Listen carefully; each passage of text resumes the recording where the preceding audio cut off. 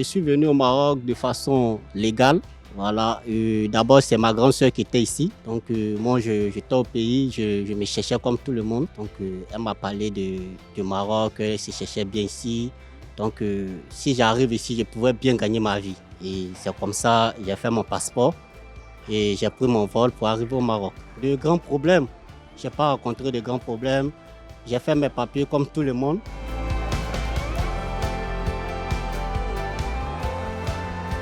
Ce que j'avais en esprit lorsque je venais au Maroc, c'est le contraire que je vois ici.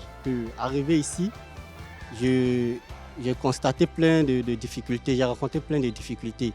Les difficultés que je rencontre, c'est au niveau de l'emploi. On te demande d'avoir la carte de séjour et sans la carte de séjour, tu ne peux pas avoir un emploi stable. Du coup, il faut passer par les chantiers pour que tu puisses manger et dormir. Il faut travailler sur les chantiers de construction.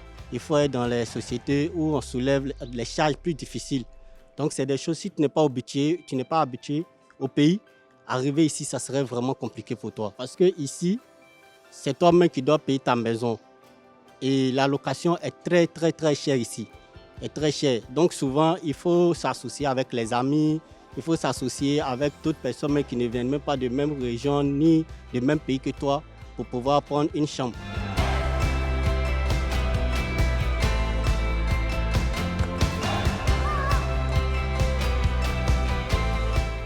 Tout ce qui est matériel pour coudre les chaussures.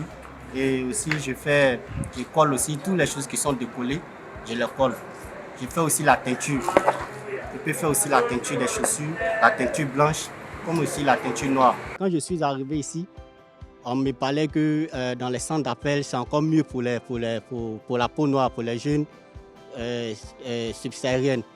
Plutôt pour les jeunes subsahariens. Mais arrivé ici, la carte de séjour nous ferme la route au niveau même des centres d'appel, qu'on croyait plus aisés. Mais on est là comme ça, on est obligé de faire ces genres de boulot pour pouvoir manger et dormir. Après avoir travaillé sur les chantiers, j'ai vu que ma santé était vraiment en danger. J'étais tout le temps malade, du coup j'ai décidé de faire la cordonnerie. Et c'est à travers la cordonnerie aujourd'hui que j'arrive à subvenir à mes besoins. Ouais, elle ne me permet pas d'épargner pour trouver cette vie meilleure que j'ai tant désirée.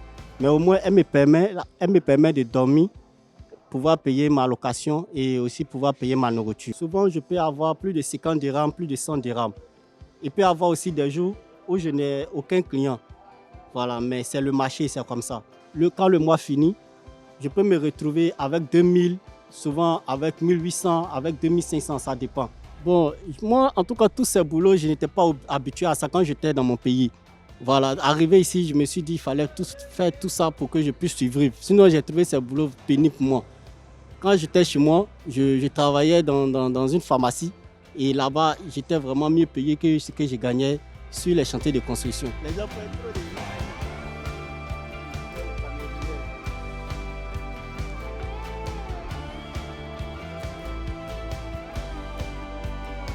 Bon, en ce qui concerne les citoyens marocains, franchement, moi, je trouve les Marocains beaucoup accueillants. Voilà, depuis que moi je suis venu ici, la première des choses qui m'a plus impressionné, c'est la sécurité. Chacun peut s'exprimer librement, rentrer quand il veut. Vraiment, ça seulement, je ne peux pas dire le contraire. Donc, vraiment, je suis très content à ce niveau. En ce qui concerne mes envies au Maroc, au pays, ce que je ne gagnais pas, c'est ce que je suis venu chercher ici. Donc, ce que je veux aujourd'hui, c'est que moi, je suis un étudiant, j'ai fait l'informatique. S'il y a quelque chose de plus cher, c'est que je trouve d'abord un emploi dans ce métier-là.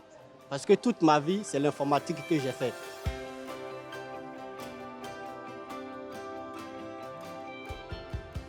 En tout cas, en ce qui concerne mes amis, surtout ceux qui passent par le désert pour venir au Maroc, et ceux aussi qui prennent le vol pour venir au Maroc, il faut comprendre que la vie meilleure, c'est partout.